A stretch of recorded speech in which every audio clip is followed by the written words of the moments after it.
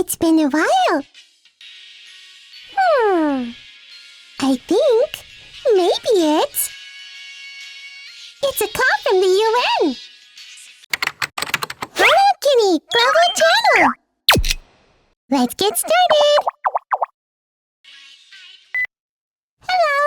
Nice to meet you. I'm Hello Kitty. Kitty, nice to meet you. I'm Michael Mlinar, Acting Executive Director of UN Habitat. Michal, what kind of organization is UN Habitat? It is a UN entity mandated to improve the quality of life for all in the cities and towns all over the world. We want everybody to have an adequate home to enjoy a healthy, prosperous, just and safe life.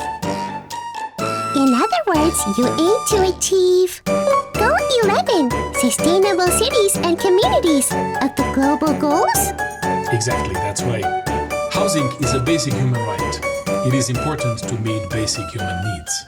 And one of UN Habitat's biggest concerns is that globally, far too many people do not have a home or live in informal settlements in cities and our towns where life can be very challenging. Informal settlement? Informal settlement is an overpopulated urban area which densely is packed housing units of low quality and lacking basic services. Many people who move to cities in Africa, Asia and Latin America end up living in informal settlements as these are the only houses they can afford. I see. That's what we call a slum, right? Yes, informal settlements provide housing close to where people work and they are affordable to many people. At the same time, there are places where access to water or toilets is scarce, where disasters can happen such as fire and floods, and medical help can be far away. So it's a hard place to live. Imagine, today 1.1 billion people live in such informal settlements all around the world. It means that every fourth person in cities lives in informal settlements. We actually estimate that by 2050, in 25 years, 2 or 3 times as many people will be living in informal settlements. So many people! As more and more people move to cities, more and more people end up living in informal settlements or in substandard housing conditions as they cannot afford proper housing or there is lack of housing units. There are so many challenges. Yes, indeed, there are a lot of challenges. They often affect young people the most. Young people? Why?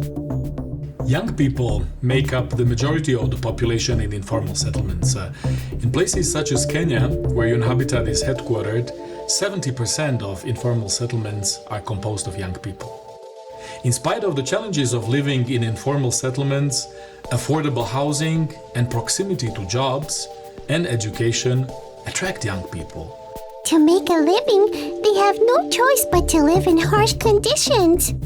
UN Habitat works with local, regional and national governments to find ways for young people to have access to housing and basic amenities, to improve their lives and provide access to proper education and jobs.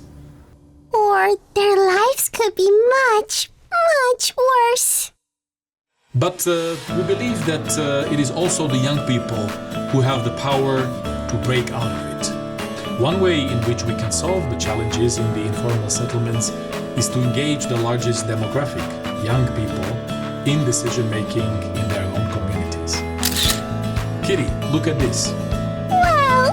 So much garbage!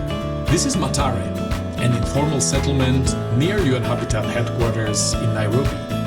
There are over 245,000 people living in Matare, most of these children and youth. In fact, youth are actively involved in transforming Matare. Really? How is it changing? First of all, the young people... Ah! Stop! Please don't tell me. I want to see for myself. All right then, will you come to Kenya? Of course I will. Okay, please do come to Kenya and see the power of transformation yourself. Thank you, Miho. I'm really looking forward to going there. Thank you, Kitty. See you soon. See you! Alright, so my next destination is Kenya! I cannot wait to get there and see the power of young people! Don't forget to subscribe!